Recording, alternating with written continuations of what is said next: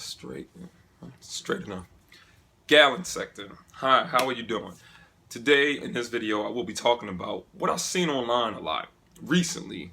A lot of the talk is about DC comics versus Marvel comics, mainly in the film industry with these films.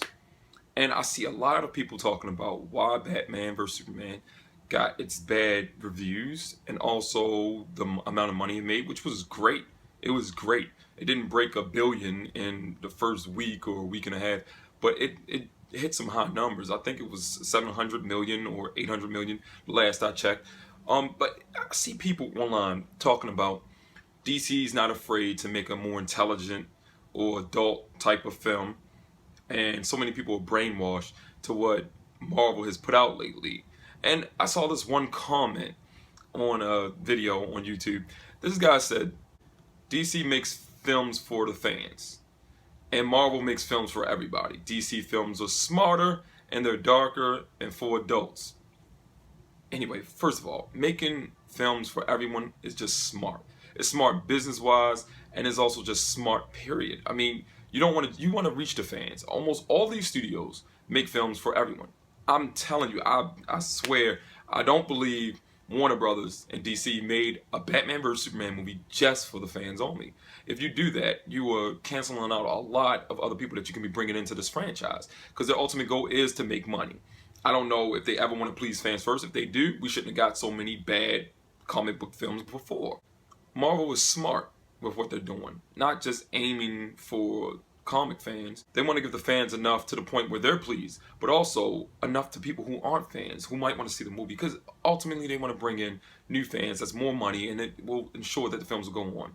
Now, Batman vs Superman having a dark tone, that's cool. Batman has a very dark tone to his films anyway, we know that. But you also have Superman and Wonder Woman incorporated in this. And not saying they never reach any dark tones in the comics sometimes, but they're not really that dark to the point where the whole movie should feel that way. You know what I'm saying? I mean, I look at it like this. Point blank period. Flash on CW, the television show. The Flash and the Arrow. Oh, Arrow. Arrow's based after Green Arrow, and from what I understand, I got into Green Arrow a little earlier in early 2000s. And, you know, Oliver on the show is a little different than what Oliver is in the comics. Oliver on the show is always in a bad mood, always worried. Even when he's fighting, you know, he's very serious. And in the comics, he happens to trash talk a lot. He's a smart ass, and he makes some jokes, and he's a little different. And, you know, Arrow started off great. I loved the first season. I loved it. I loved the second season.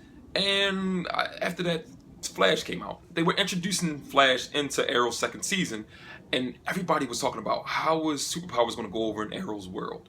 This universe Arrow has created is very grounded and very dark. So what's going to happen when they introduce superpowers? And they made the decision to make Flash his own show, which was great because Flash is one of the most important characters in DC Comics. He really is, for numerous reasons. Not just what he does with his powers, but things he gets involved in. And I guess you can say what he does with his powers a lot.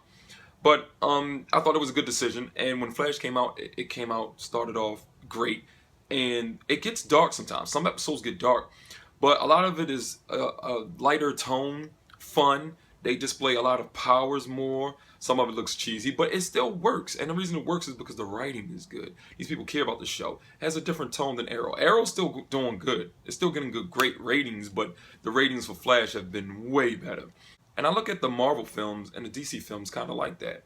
That Batman vs Superman and even Man of Steel has more the same tone as Arrow. I'm not saying it's just like the Arrow show, but the tone is more the same as that. And these Marvel films are more like towards what Flash is doing on the television series, and that is smart. Like, it has a feel like it's something for everybody. You know, you get a bunch of different episodes on a TV show, more than you do films. There's been more Flash episodes than there has been Marvel films, but Marvel's been doing these films for 8 years. So I mean, just the setup, just look at the setup.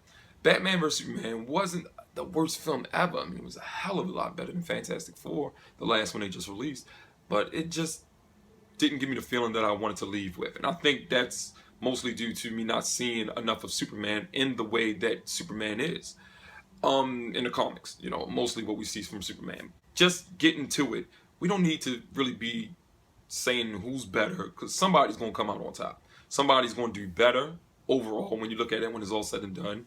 And whoever it is, you're going to have DC fanboys mad if it's Marvel doing better.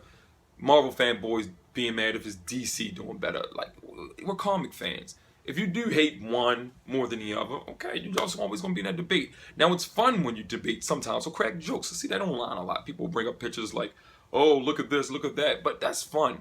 But when you're getting serious and you start saying things like, Marvel paid off the critics to talk bad about DC, come on, really seriously? You don't really have to do that when you're winning. You thought they were actually that scared? They have so many things going on, so many things plotted out already, future things coming. They already have so many well-reviewed movies. You know, critics like it, the fans like it. Obviously, they're bringing in money. The Avengers, and when it came out, it was one of the best superhero movies ever. And if you disagree, cool, that's fine, that's cool. But how can you deny it? I mean, at the end of the day, the general public is going to speak, and the numbers prove that it's a great film. You know, can't argue with the numbers. You know, whatever. I hope that the DC films do a lot better. I would love to see the DC films succeed and more be made. And if they get it wrong, listen to the fans and get it right next time. You know, there's been so many hardcore DC fans that were upset at this movie. It wasn't just Marvel fans or people who are not into comics. A lot of people were upset. Kevin Smith, he's a hardcore DC fan. He likes all comics, but his favorite superhero is Batman. And he talked about the problems the film has, but he also goes on to say, as comic fans, we should see these movies. No matter what the reviews say, we should see them anyway. And the movie did great. Let's not, you know, undersell Batman vs Superman. It did great. It just didn't reach the expectations that a lot of people had, including Warner Brothers. There's some people who are just going to bash some movies just because they are more of a fan of one than the other. There's a woman on YouTube. She makes videos, and I actually like the woman. I like her reviews on videos. But when it comes to a Marvel film or a DC film, she seems to be a little biased. Actually, a lot biased.